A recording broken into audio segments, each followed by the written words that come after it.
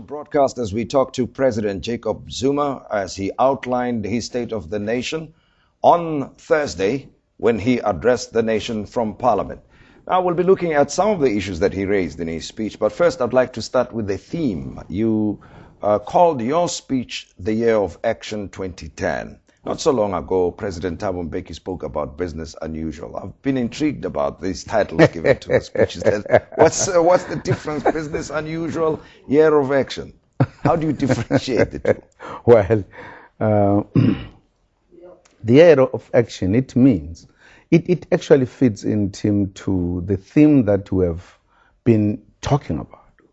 You'll recall that from the time we were campaigning, we talked about the problem of slow things in government.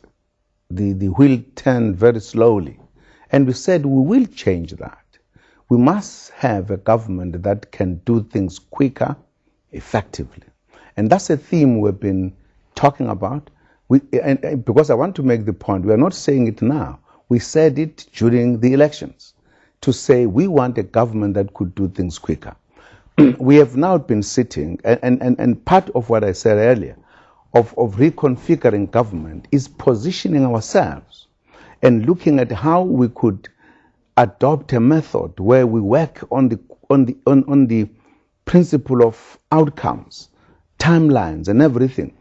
All of that put together tells you we are changing the manner in which government must operate, and we are therefore saying, we have done all the legwork. We are now ready to implement. So that's why we are calling it the year of action. Now, let's go back to the interview of last year and, of course, the speech that you made, talking about the job opportunities that were going to be created. Before we talk about job opportunities, I'd like to talk about the number of jobs that were lost or shared by the economy, over 900,000 jobs. And with a job market that has had a high unemployment for a long, long time. What do you think needs to happen in this economy to make a difference in the lives of the many millions of South Africans who are unemployed and have been unemployed for a long time? Well, Tim, I think there are many things, not one thing, many things that needs to be done. You will, of course, appreciate that the bigger percentage of the jobs that are not there, in other words, the unemployed workers, it is part of our legacy. You had a situation where our society, to the majority of the people, the question of the skills was not what people thought they should do. They felt the majority of the people must not be skilled. and therefore, you end up, if you talk about today, unemployed people, a very big percentage of it are people who are in fact unemployable when the economy and technology has been developing. So that factor should not be forgotten. We are therefore saying, how do we tackle this? Part of the fundamental and strategic approach is the emphasis and priority we have given to education and skilling of the citizens. That at the end contains the final answer. But we can't say we'll wait until everybody is. So what do we do now? We are therefore saying, let us create the jobs so that we could absorb as many people as possible. And there are many things that we are doing. One of them is, for an example, the infrastructure, massive infrastructure that we have talked about, which is adding on to the infrastructure we've been doing for 2010. We've put aside about 800 billion to say this is what we are going to look at.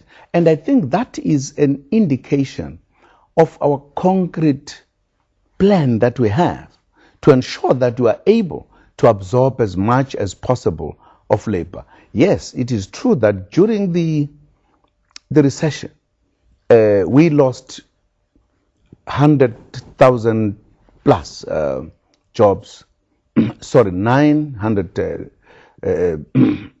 jobs, 900,000 jobs that we lost. And this was because the economy was sick throughout the world.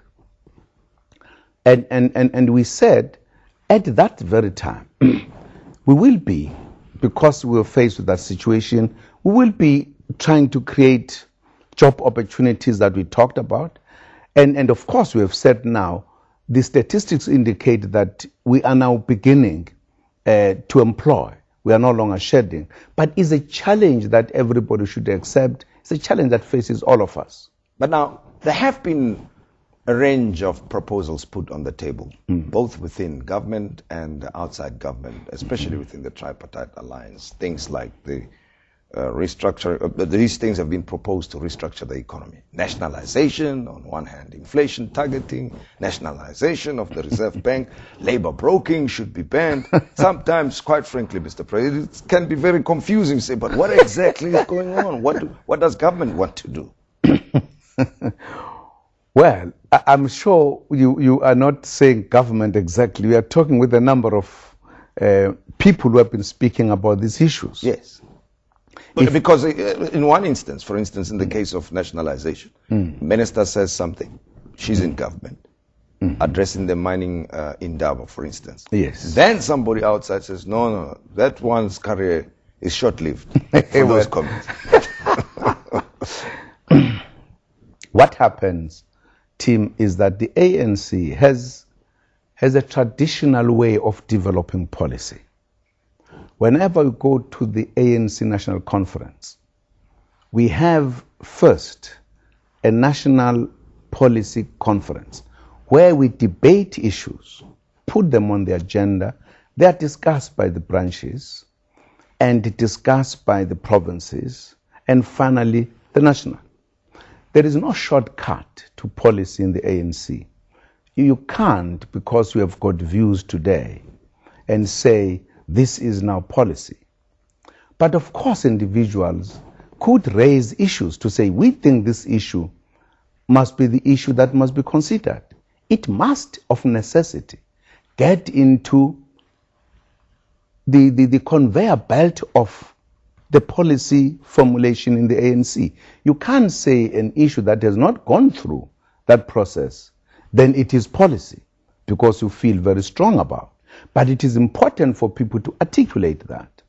What, for an example, on nationalisation has happened is that the youth that has been raising this issue has been asked to prepare a document so that we could discuss it. No. So in no way you can talk about it as if it is policy.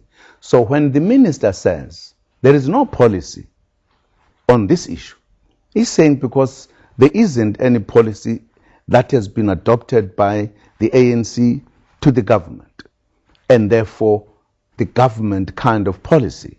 That is what we're saying. I think people sensationalize the issue because maybe it's a very nice issue to discuss. Even those who know how we formulate policy, they then begin to debate it, almost to want to say, look, you now have many policies. We don't have many policies. We are going to a national conference at some point, and this issue will certainly get into the pot, so that to be cooked. Even today, if for an example somebody felt very strongly that this issue must be discussed now, it has to go through the discussions, and then we reach an agreement and consensus on the issue. It cannot be a policy before we agree.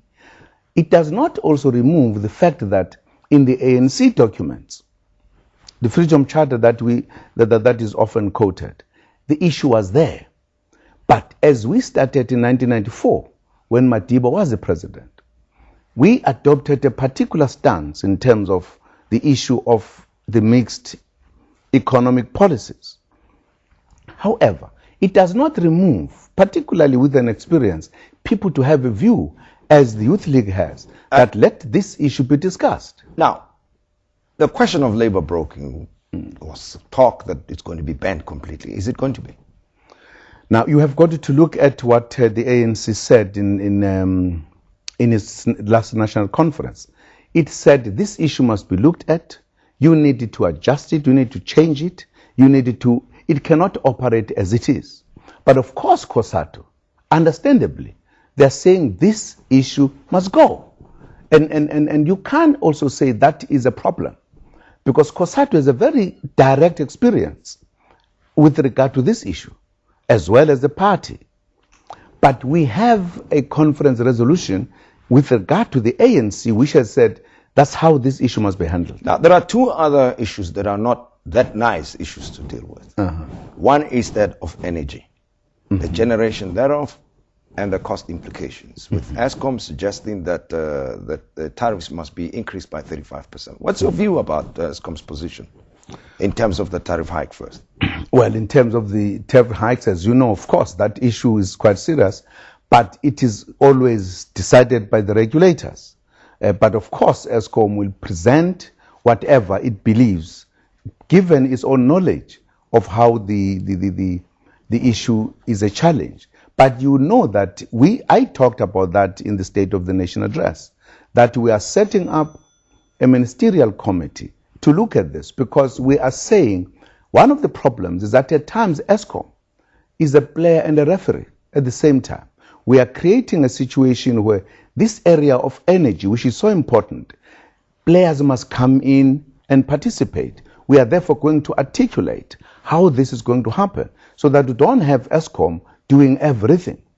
Even other independent concerns who could participate and help create a situation, because if we do not do that, you are likely to get stuck on this issue of the high tariffs, etc., because you are not having sufficient energy. So that is going to come out in details as the ministerial committee debates it. Now, there's another part of government that plays an active role in the economy, and those are state-owned enterprises. Many of them have vacancies, especially at the leadership level. The CEOs have not been appointed for months on end. That's one part. The other part of the state-owned enterprises is that they've taken so much money from the public purse, the fiscals, the bailouts that are estimated at over 200 billion rands. What should happen with them?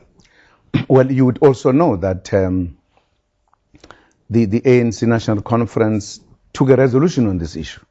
And of course, we had to set up government. We had to look at it. We have to move.